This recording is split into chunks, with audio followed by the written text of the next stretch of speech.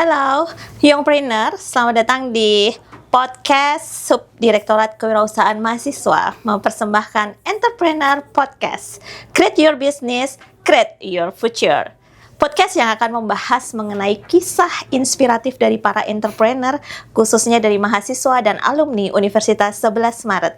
Bersama saya, Putri Permatasari, host, yang mana saat ini saya mendapatkan kesempatan yang sangat luar biasa untuk belajar bersama sosok yang sangat inspiratif. Beliau adalah Bapak Hadi Kuncoro. Selamat sore, Bapak. Selamat sore. Beliau alumni dari Fakultas Ekonomi dan Bisnis Universitas 11 Maret. Nggih.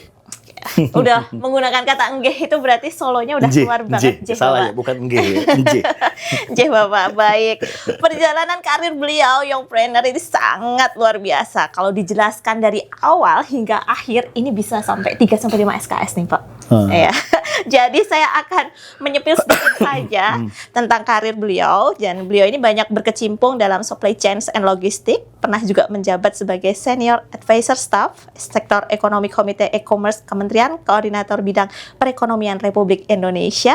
Saat ini beliau juga menjabat sebagai Group CEO Founder Power Commerce Asia. Di samping itu beliau juga sebagai co-founder, trainer, and mentor sekolah CEO dan COO. Wow, luar biasa. Dan ini adalah momen yang sangat spesial bagi kami untuk bisa sharing-sharing dengan Pak Hadi Kuncoro. Ya, dan kita ini Pak Hadi, pengen Pak Hadi bisa cerita nih sedikit terkait bagaimana awal mula Pak Hadi untuk terjun di dunia bisnis nih Pak, supaya menginspirasi teman-teman mahasiswa.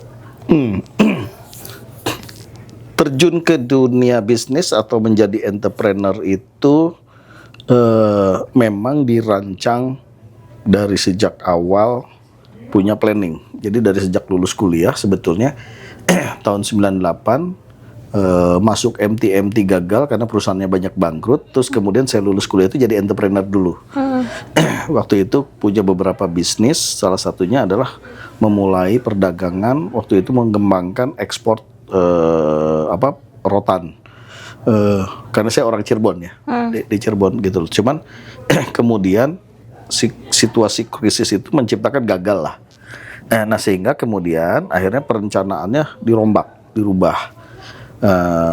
Jadi saya punya blueprint planning untuk diri saya itu adalah kemudian menjadi profesional di situ. Nah, jadi sepanjang karir dari 99 sampai sekarang 2025 ini saya jadi profesional itu sampai tahun 2011.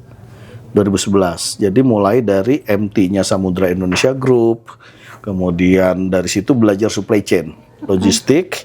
Kebetulan lulusan termasuk yang salah satu lulusan terbaik di sana. Di situ walaupun zaman itu saya angkatan 9, zaman itu yang lulusan dari UNS itu yang pertama kali itu ikut program itu. Padahal itu angkatan ke-9 tuh. 9 tahun tuh program itu di Samudra Indonesia. Saya angkatan pertama yang lulus dari UNS, tapi jadi yang terakhir juga. Karena waktu itu saya dari ikatan dinas masih sisa setahun setengah kalau nggak salah, saya sudah tidak melanjutkan dan kabur ceritanya. Bandel. Yeah. Justru yang bandel itu yang ini ya Pak. Tapi tetap karena lulusan salah satu menjadi lulusan top 3 terbaik gitu. Jadi considerationnya ya sudah gitu loh. Namun pada saat itu setelah itu saya langsung bergabung dengan sebuah perusahaan Jerman. Waktu itu basisnya adalah di Singapura. Jadi headquarternya di Singapura. Kami mengembangkan sebuah perusahaan supply chain dan logistik, tapi khusus untuk waktu itu barang-barang bahaya dan beracun. Jadi saya punya satu dari sekian gelintir manusia Indonesia punya supply chain certification profesional yang untuk barang-barang bahaya dan beracun itu.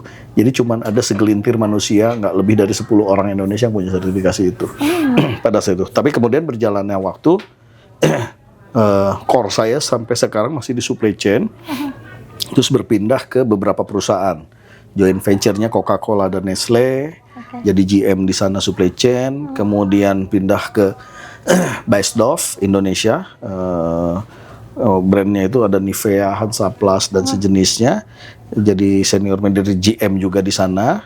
Kemudian sempat mampir ke Shell Oil lubrikan, jadi country manager supply chains di itu, terus kemudian jadi director di usia 35. Wow. Waktu itu di Oriflame Indonesia. Jadi dari direkturnya Oriflame Indonesia. Tapi setelah on off ke beberapa negara, ke Hamburg di Jerman, terus kemudian ke Barcelona, ekspatriasi dan ada pekerjaan di beberapa di luar negeri. Sampai tahun 2011 di mana kemudian saya ketemu dengan Mas Nadiem Makarim. Nah, ketemu Mas Nadiem Makarim 2011 itu akhirnya kita menginisiasi bikinlah dan membangunlah e-commerce revolusi pertama di Indonesia. Oke. Jadi saya co-founder dan COO-nya Zalora dan Lazada. Pada situ dari Rocket Internet. Tapi saya lebih banyak di awalnya fokusnya dibangun Zalora. Nah, itulah mulai dari sebagai separuh entrepreneur. Jadi beralih dari profesional menuju ke entrepreneurship. Dari situ lanjut karena Zalora Lazada terus dijual, dibeli sama Alibaba, sama Global Fashion, terus kemudian teman-teman join membangun Gojek. Saya waktu itu membangun A-commerce. A-commerce itu perusahaan e-commerce enabler Southeast Asia pertama di Indonesia, dan saya jadi co-founder dan jadi CEO-nya di Indonesia. Itu era e-commerce. Nah, baru kemudian beberapa membangun perusahaan, termasuk salah satunya akhirnya yang sekarang dibangun adalah Power Commerce Asia. Oke. Di situ sebagai ekosistem untuk omnichannel solution dan supply chain management solution services untuk bisnis di Indonesia dan juga di Southeast Asia. Oke. Luar biasa sekali. Jadi Power Commerce Asia ini sebenarnya sudah banyak sekali memperoleh penghargaan ya Pak Adi. Saya lihat di Alhamdulillah 2022 kita dapat penghargaan di Indonesia. Kalau nggak salah 2 penghargaan sebagai Logistic of the Years dan Logistic Supply Chain yang IT Support Base of the Year tahun 2022 kalau nggak salah. Terus 2024 dapat penghargaan Entrepreneurs untuk Digital Transformation Based Company di level Southeast Asia. Waktu itu diterima penghargaannya ASEAN Summit Award itu di Laos waktu itu.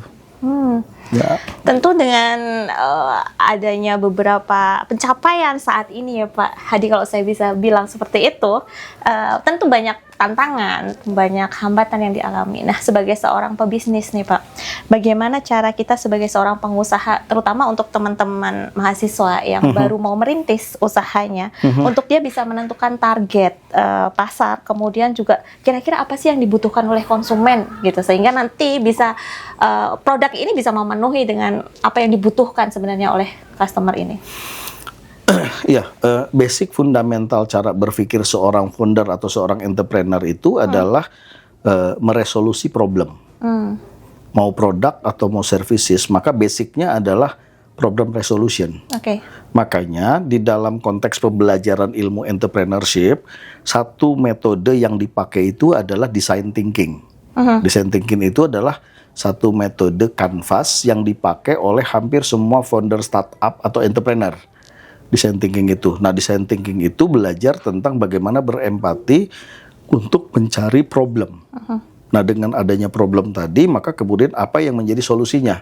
Nah, bisnis itu semakin bisa meresolusi problem dan problemnya yang diresolusi adalah semakin banyak seluruh Indonesia, seluruh dunia, maka kemudian perusahaan itu akan punya potensi untuk menjadi, kalau di dunia startup itu menjadi unicorn, dekakorn dan sejenis, atau di perusahaan entrepreneur itu akan bisa menjadi sebuah perusahaan yang corporate, menjadi besar, nasional atau global company. Jadi sebenarnya fokus cara berpikirnya seorang founder entrepreneur itu mulailah dengan mencari problem di situ. Dan dengan problem yang terjadi di masyarakat, maka dia adalah calon customer. Maka carilah solusinya. Semakin solusinya masif dari problem tersebut, maka semakin potensi besarnya semakin besar. Oke. Di situ. Ya, jadi semakin kita bisa mengetahui permasalahan ya Pak.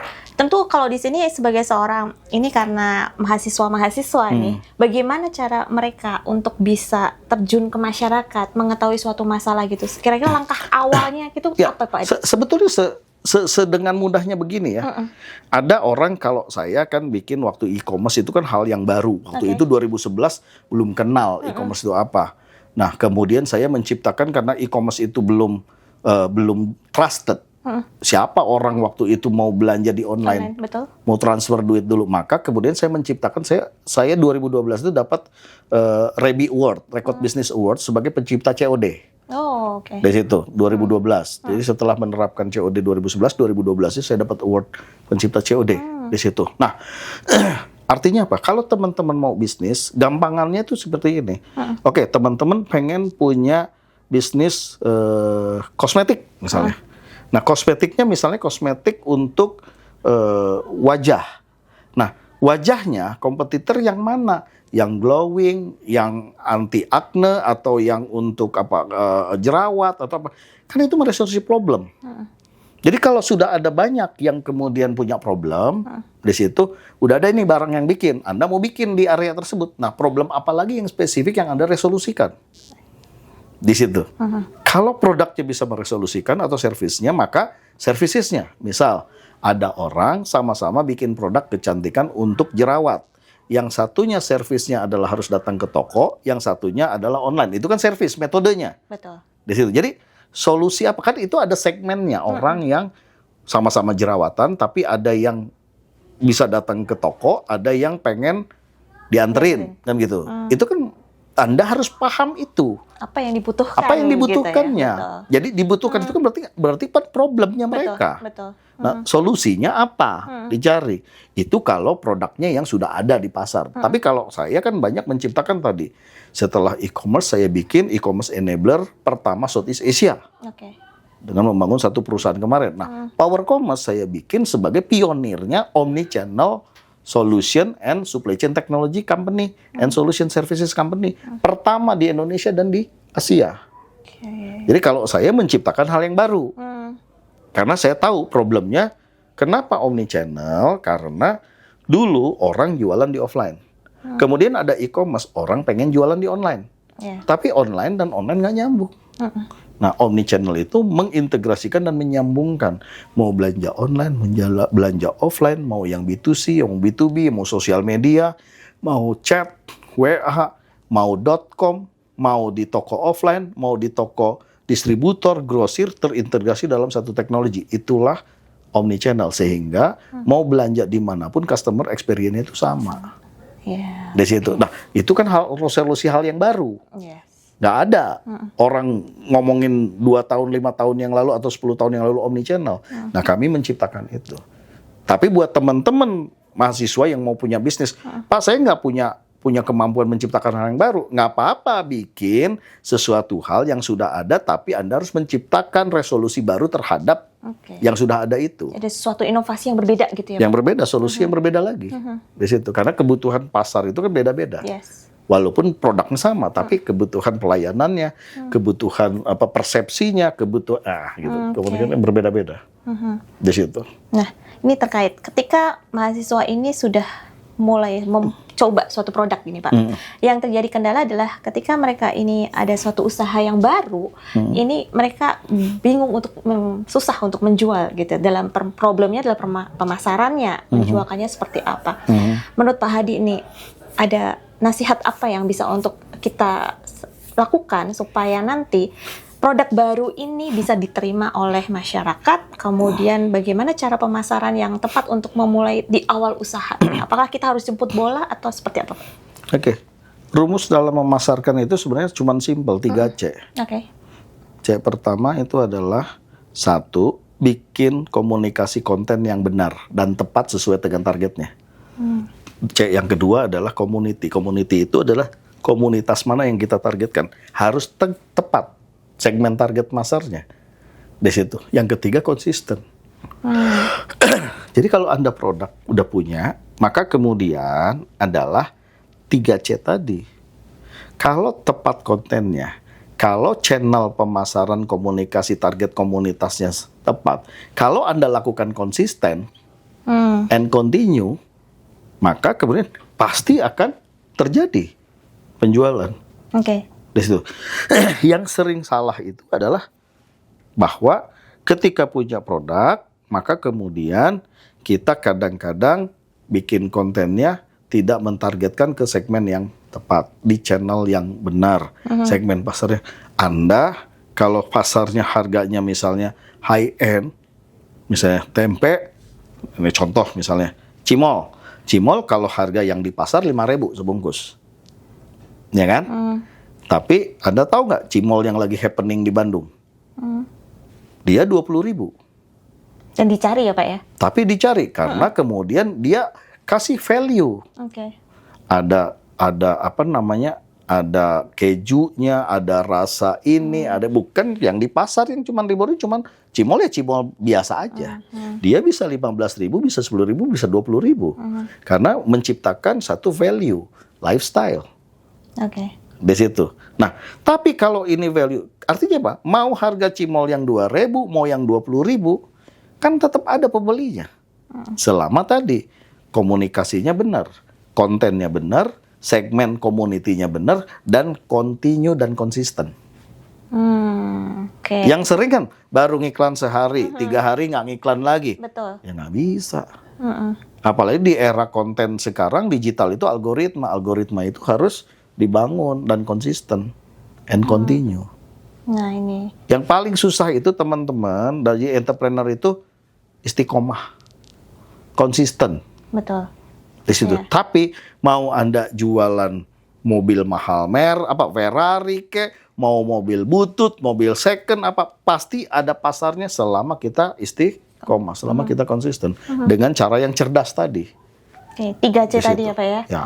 Ya, jadi memang harus selalu berkesinambungan karena kadang tuh kita baru memulai sudah runtuhlah hati ini karena kecewa gitu ya Pak. Baru ditolak sekali Iya. udah sedih. Udah Itu sedih. bukan mental entrepreneur.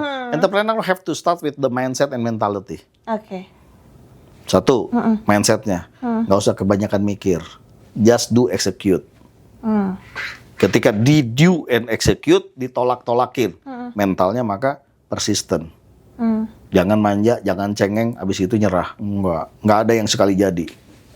Kecuali Anda dapat referral dari privilege Anda atau nepotisme dengan orang yang punya kuasa. Nah, beda cerita. Kalau Anda mau bicara entrepreneurship, lain ceritanya. You have to fight, you have to be persistent, you have to be visionary, you have to be precise, you have to be analytical, you have to be detail, dan sejenisnya. Karena jadi entrepreneur nggak ada yang sekali jadi. Yang kalau sekali jadi itu adalah makelar. Iya, benar-benar. Itu Iya, pun iya. kalau Deal. bukan. Aduh, Bang. Kalau punya privilege orang dalam sama orang yang punya kekuatan kan gitu loh. Ya kalau punya PT kemudian deal ini gara-gara orang kuat orang dalam di sini ya, itu namanya dagang, itu namanya trading, itu namanya makelar. That's not entrepreneur. Entrepreneur itu menciptakan sebuah value purpose. Oke. Yes. Nah, nih Pak, kalau misalkan kalau tadi nih sudah ditemukan nih suatu produknya, kemudian kita juga harus pintar-pintar untuk bagaimana memasarkan produknya. Permasalahan yang berikutnya yang biasanya dialami oleh mahasiswa muda ini adalah mereka kesulitan untuk mendapatkan investor karena produknya juga masih baru itu tadi, Pak. Nah, strategi apa yang Pak Adi bisa sampaikan supaya kita bisa deal nih dengan investor di awal, karena rintisan awal usaha ini memang butuh effort yang cukup besar. Gitu, Pak. Satu, nyari investor itu adalah Anda rumusnya yang pertama, Anda viral dulu. Jadilah attention center of attention. Kalau produk Anda memang hebat, Anda jadi center of attention, jadi viral, Anda nggak usah nyari investornya yang datang. Oke. Berarti harus berani beda dengan Bukan cuma konten. berani beda. Pertama berani beda, Anda menawarkan solusi value apa. Oke. Dan ini Karena- harus diviralkan ya, Pak? Bukan cuma diviralkan, artinya bisnis kita itu harus punya value dan didengar, jadi center of attention.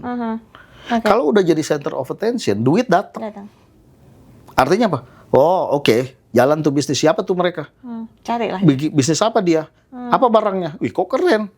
Kok baru 2 bulan udah jadi. Hebat kali. Akhirnya apa? Orang investor tuh akan ngelihat. Oke, menguntungkan nggak? Telepon. Untung ini, bisa saya invest. Itu satu caranya. Yang kedua adalah kalau Anda nggak bisa begitu, tapi Anda bisa membangun produk dan siap untuk dibesarkan, tapi Anda nggak punya duit, maka cari orang dalam. Nah, caranya gimana itu, Pak? Bergaul. Maksudnya supaya Network. mereka Saya percaya. tanya. Anda punya duit 1 juta, 200 juta. Saya punya bisnis proposal ke Mbak Putri. Tapi ada orang lain yang kenal baik sama Mbak Putri. Iya. Sama-sama ngajuin 200 juta. Lebih pilih yang sudah Pilih kenal, yang ya? kenal atau pilih saya yang nggak kenal? Pilih yang sudah kenal tentunya ya. Exactly. Karena ada Yang trust. saya bilang orang dalam itu adalah bergaul dan membangun network and silaturahmi. Ketika kita punya ide bisnis sesuatu yang hebat, maka promosikan. Cari orang dalam agar mereferensikan. Karena apa? Orang mau berinvest sama kita itu kalau nggak ada referensinya. Oke. Itu yang dimaksud orang dalam. Karena apa? Anda jangankan 200 juta. Saya tanya, ujuk-ujuk ada orang yang nggak kenal ngajuin sesuatu untuk meminta Anda investasi. Misalnya, nggak usah 200 juta. 15 juta aja. Anda nggak kenal, bisnisnya cuma on the paper, belum clear, Anda mau ngasih nggak? Iya, masih mikir-mikir ya, Pak ya? Tapi kalau kemudian orang ini, saya kenal sahabatnya, enggak, gue kenal sama orang ini, dia udah berbisnis lama, dia bagus kok, dia amanah kok, dia pinter, dia memang berjungkir balik, udah beberapa tahun ini. Anda dapat referensinya. Anda akan memungkinkan mengconsider nggak untuk berinvestasi? Sangat mungkin. Kenapa? Karena tinggal dilihat, ini bisnisnya menarik, P&L-nya, laporan keuangannya bagus apa enggak, dan profit apa enggak. Kan tinggal jadi matematika. Betul? Tapi yang paling susah itu kan meyakinkan Anda. Kalau Anda ada kemudian yang bisa membantu untuk meyakinkan, mereferensiin ya, Anda mau kasih nggak? Enggak. So why? Satu, as a founder dilihat reputation-nya. Anda, background Anda, reputation-nya bagus apa enggak? Dua, Anda punya network, punya orang dalam, Anda senang bergaul nggak? Anda senang bersilaturahmi nggak? Tiga, baru ngomong produknya. Bisnis Anda bagus nggak? Produknya bagus nggak? Menguntungkan nggak? Itu nomor 3. Oke. Ya. Nggak ada sehebat apapun on the paper bagus, tapi Anda nggak kenal, ujuk-ujuk mau ngasih 500 juta gitu loh. Anda nggak kenal ujuk-ujuk di mana ini, nggak ada. So that's quote unquote orang dalam. Tapi untuk mendapatkan orang dalam ya tadi bergaul, bersilaturahmi dan promosikan apa hebatnya Anda. So why the founder Anda as an entrepreneur, reputasi Anda kalau leadershipnya Rasulullah, sidik, amanah, tablik, fatonah, reputation itu jaga. Sekali Anda as an entrepreneur rusak, maka siapapun investor mereka akan berbicara nggak akan percaya sama Anda. Oke. Jadi pentingnya menjaga kepercayaan. Reputation. Yes. Oke. Itu. Karena kalau Anda tahu bahwa sesama investor dan entrepreneur itu saling kenal kok. Iya, betul. Dan ini akan lebih cepat ya Pak ya? Iya. Oke. Pertanyaan ini terakhir Pak. Bagaimana nih cara membangun kok tadi kepercayaan, terutama kepercayaan konsumen ya Pak ya, melalui pemasaran yang memang di era digital ini penuh dengan persaingan Pak. Kadang kita pesan barang itu kadang nggak sesuai gitu Pak dengan apa yang kita harapkan. Nah, banyak kekecewaan yang seperti itu. Kira-kira gimana Pak caranya supaya memang konsumen ini tetap trust, percaya dengan produk kita dan tidak kecewa gitu? Satu, kan sebetulnya yang diajarin sama yang Muslim ya terutama ya, Rasulullah itu udah ngajarin kepemimpinan 4 sama kok. Apa tadi? Sidik, fatonah, amanah, Tablik? tablik. Amanah, fatonah apa? Percaya. Dapat dipercaya? Oke. Sidik, pintar, dengan cara yang baik. Amanah, dapat dipercaya kan?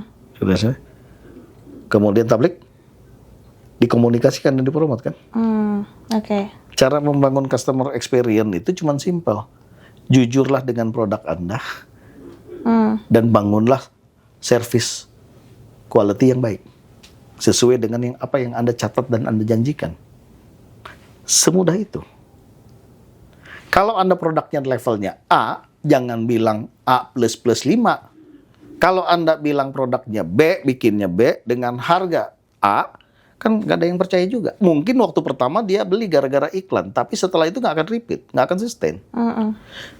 Udah produknya A, harganya A, kualitasnya A, oke ya, bagus produknya. Tapi kalau layanannya nggak benar, Anda ngelayani chatnya nggak responsif, lama, cara kemudian ngejawabnya nggak benar, jutek, mau balik nggak? Enggak. Okay. How to make a trust is actually product good, service good. And be honest. Sesuai dengan value-nya. Jangan kemudian produknya kualitas C, Anda ngaku A. Pertama dia beli, tapi setelah itu nggak sustain, nggak akan repeat. Nggak akan balik. Karena bisnis yang bagus itu adalah bisnis yang sustainability jangka panjang. Yang sustainability jangka panjangnya baik, maka dia akan punya repeat dan loyal customer dan repeat. Oke. Sebenarnya nggak usah banyak berteori. Sesimpel itu kok. And business is simple like this. Kelola, pahami, dan lead, derive people. Bisnis itu tentang people. Customer-nya people, karyawannya people, partner vendornya people, investornya juga people. Kalau Anda sudah bisa manage dan memahami tentang people, maka setengah langkah Anda udah sukses. Karena bisnis about people. Oke. Keren ya teman-teman ya. Jadi semua kita juga harus memahami, kalau tadi Pak Hadi sampaikan, bagaimana kita memperlakukan orang, memahami gitu ya Pak ya, dan juga bisa akhirnya melayani dengan sebaik mungkin. Nih, ini yang bisa untuk kita ambil ya. Pak Hadi, selama Pak Hadi berkecimpung di dunia bisnis saat ini, kira-kira pelajaran apa yang Pak Hadi bisa peroleh dan kita bisa share juga ke teman-teman di dalam membangun bisnis Pak Hadi? Oke. Pada tahap awal saya menjadi entrepreneur itu dalam membangun bisnis itu ada 3 tahap. Startup, smart up, scale up. Okay. Startup itu memulai. Ketika startup, jangan langsung scale up. Oke. Tapi harus smart dulu. Kenapa? Kalau Anda bisnis, itu ibarat kata memimpin bisnis atau menjadi imam atau pemimpin sebuah bisnis. Apakah sebagai owner atau sebagai kemudian profesional, maka kalau Anda bertahap belajar awalnya Anda supir bajai langsung waktu nyetir Ferrari, kaget. Maka Anda kaget dan cepat matinya. Oke. Bisa langsung dapat Ferrari, tapi matinya juga cepat. Kenapa? Karena Anda kaget. Karena nggak biasa mengendalikan power yang cepat. Anda nggak bisa mengendalikan akselerasi yang cepat. Betul. Di situ maka sebelum scale, maka naik pangkat dulu ke Innova dulu lah, sampai kemudian belajar di situ. Nah, jadi pertama yang harus dilakukan adalah tentukan end game-nya Anda ketika mau berbisnis. Anda mau exit-nya, end game-nya apa dan berapa lama, sehingga dari situ Anda bikin bertahap, bikin blueprint roadmap-nya. Tahun pertama Anda bikin apa, tahun kedua apa, tahun ketiga apa. Jadi gak ada entrepreneur yang ujuk-ujuk follow the flow, kan biasa gitu, ngikutin aja, ya bisa. Tapi apakah akan sustain dan membesar? Dan cepat besarnya berapa tahun ke depan dan sejenis? Enggak. Karena proses bisnis itu adalah berpola. Sama dengan sukses. Sukses itu punya pola. Gagal itu punya pola. Bisnis itu punya pola. Polanya yang dicari. Polanya yang dibentuk. Nah, inti pertama terutama buat teman-teman mahasiswa, kalau mau jadi entrepreneur, mulai dari mindset dan mentalnya. Oke. 1, jangan kelamaan mikirnya. Try it and execute it. Oke. Itu yang paling penting. Karena dari eksekusi itu Anda tahu gagalnya di mana, belajarnya apa. Di situ. Kedua adalah belajar mind mapping. Itu yang penting. Sehingga ketika apapun subjek problematikanya, Anda langsung bisa memapping. Sehingga dengan bisa memapping, Anda tahu mana prioritas, mana urgent, mana not necessary, mana tidak urgent. Oke. Sehingga Anda akan fokus terhadap priority apa. Hmm. Belajar mind mapping. Begitu. Nah, yang ketiga, habis itu apa? Jangan cengeng. Nah ini. Karena nggak ada jadi entrepreneur langsung sukses. Betul. Ya, Kadang anak muda sekarang Pak, kalau sudah gagal sekali tuh mau bangkit itu udah mulai susah. ya sudah cengeng, nggak usah jadi entrepreneur. Oke. Dan gampang aja. Kalau Anda cengeng, nggak usah jadi entrepreneur, udah nggak usah. Jadi seorang entrepreneur sejati memang harus punya jiwa yang kuat, semangat Kuat ya. and persistent. Oke. Ini ya teman-teman ya. Ya. Dan terakhir nih Pak. Ya. Saran dari Pak Hadi untuk mahasiswa yang ingin membangun bisnis sendiri, tapi dia tidak tahu mau memulainya dari mana. Ini seperti apa? Mau memulainya dari mana? Mulailah lihat sekeliling, berempatilah, cari problem. Oke. Kan kuncinya di Balik situ. lagi. Ketika kemudian ketemu problemnya dan problem itu begitu sangat besar dan banyak dirasakan oleh banyak orang, maka cari solusinya. Maka disitulah ada opportunity bisnis. So why? Ketika ada problem adalah di situ bersamaan akan ada opportunity. Oke. Setelah tahu opportunity, Segera kerjakan dan eksekusi. jadi jangan ragu. Gak usah mikir. Jangan kebanyakan banyak buku teori. Teori ya. Teori cukup sebagai dasar, ya, membangun hipotesis, ya, dan kemudian setelah itu eksekusi. Karena setelah itu akan terjadi apa benar atau tidak dan pembelajarannya. Ya, di situ. Tapi bagi yang mau eksekusi duluan, boleh. Tapi tetap ketika dia berhasil atau tidak setelah eksekusi, balik lagi ke teori. Kenapa? Karena ini dua paket yang sama. Kamu otodidak keren tanpa dasar teori, maka Anda tidak akan sukses dan kuat dan besar. Ya, karena semua itu ada dasar sistematika teorinya.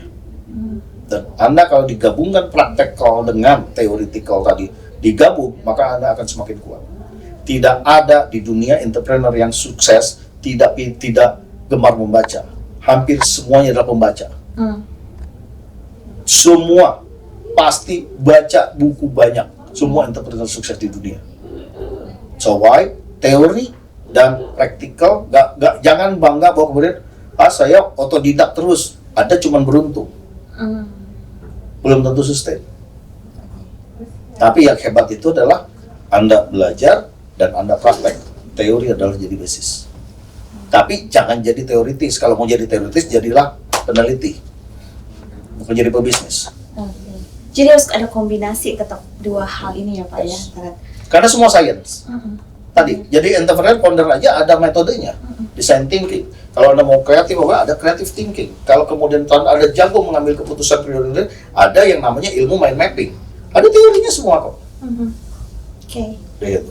Jadi jangan quote terakhir nih Pak, apa yang bisa untuk Pak Hadi sampaikan pada teman-teman supaya teman-teman ini punya semangat yang besar untuk menjalani usahanya, kemudian tidak mudah menyerah dan sebagainya. Kira-kira ini apa yang jangan, kalau bahasa Jawa masih ini apa jangan, apa yang bisa Pak Hadi sampaikan? Kalau Anda punya mimpi yang kuat tentang menjadi entrepreneur, maka setelah ini Anda harus pintarkan diri Anda menjadi dua hal, soft skill dan hard skill. Oke, dua hal. Namun, soft skill Anda hebat, hard skill Anda hebat dalam berbisnis, tanpa ada support system, Anda pun nggak akan pernah mulai dan akan pernah berhasil. Apa support systemnya? Jadi kalau Anda entrepreneur, calon entrepreneur, tapi nggak disetujui sama orang tuanya, maka yang harus Anda convince bukan investor dulu, orang tuamu dulu. Kecuali orang tuamu dari sejak awal mensupport Anda jadi entrepreneur. Ya, karena harus ada support ekosistem dan support system yang mendukung Anda. Kenapa? Menjadi entrepreneur itu resikonya besar dan painful. Ya, jadi jangan bermimpi nyari investor dan convince investor dulu. Convince dulu orang tuanya. Samakan dulu visinya jadi entrepreneur. Kenapa? Karena Anda sukses karena support sistemnya juga mensupport. Oke.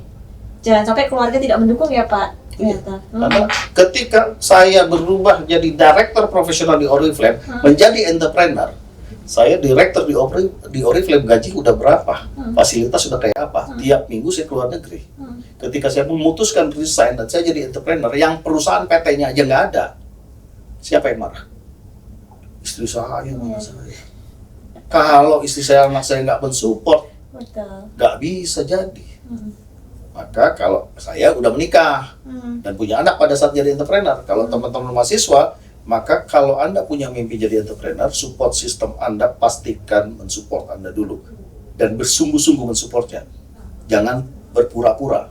Kenapa? Karena bisa jadi support sistemnya juga menanggung resikonya. Keren banget ya. Bener sih sampai Pak Hadi ini ya. Jadi memang support system dari terdekat itu yang memang menjadi semangat kita. Jangan sampai kemudian anaknya pengen jadi entrepreneur, mau menjelang lulus entrepreneur, udah bapak dan ibunya pengen udah jadi pegawai aja, repot nanti. Iya benar. Oke, jadi memang support system ini yang harus perlu diyakinkan supaya kita semakin melangkah itu dengan pasti gitu ya Pak ya. Kalau support system jadi, Anda hebat, investor datang kok. Menarik sekali sebenarnya ngobrol dengan Pak Hadi itu nggak akan pernah ada habisnya karena ide-ide beliau itu sangat luar biasa teman-teman, dan ini merupakan momen yang memang kita perlu untuk dari dalam ya Pak ya, tadi bahwa kita harus mengenal dulu tentang orangnya, baru kemudian kita bisa menggali potensi-potensi yang ada di dalam situ. Nah, Pak Hadi, terima kasih untuk waktunya, luar biasa sekali bisa berkesempatan berbincang-bincang dengan Pak Hadi yang merupakan alumni dari Universitas 11 Maret yang sangat menginspirasi. Tunggu podcast dari DAKM selanjutnya yang tentunya juga akan menghadirkan tokoh-tokoh inspiratif lainnya. Terima kasih Pak Hadi Kunchoro, sehat selalu, semangat. Terima kasih. Matur nuwun semua.